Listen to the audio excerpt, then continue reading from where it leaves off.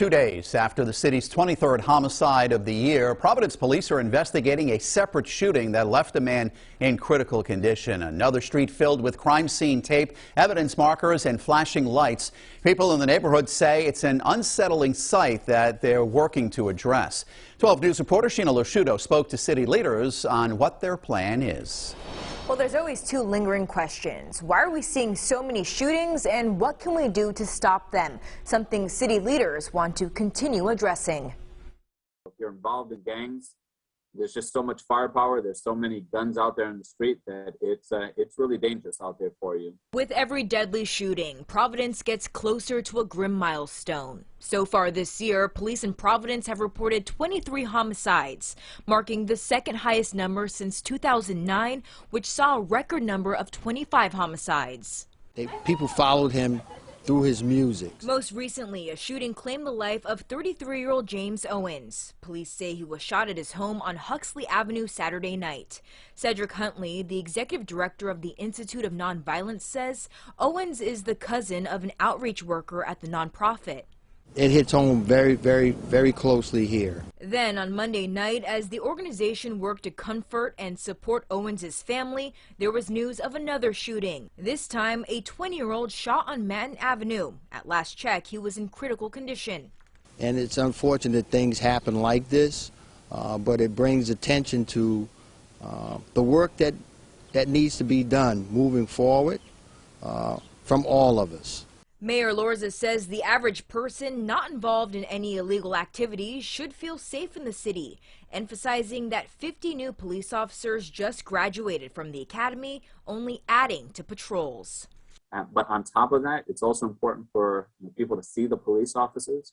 The people feel safer having that police presence, and so we're providing more of that as well. And it's addressing it from all angles. Now, both of the recent shootings are still under investigation, and police haven't announced any arrests. Coming up new at 6 tonight, we hear more from the mayor, including how American Rescue Plan money has a role in addressing this violence. I'm Sheena Losciuto, 12 News. An update now on the 20-year-old man shot on Manton Avenue in Providence last night. At last check, he was still in critical condition. He was the 77th person to be shot in the capital city this year following a deadly shooting on Saturday. City leaders acknowledge the uptick and say they're working to use American Rescue Plan money to address some of the root issues. 12 News reporter Sheena Losciuto took a look at the numbers and has more now live in studio. Sheena? Well, Shannon, when we spoke to the mayor today, he stressed the average person in the city is safe. But if you're involved in a gang or anything illegal like that, there's a lot of gun power out there, and it's showing.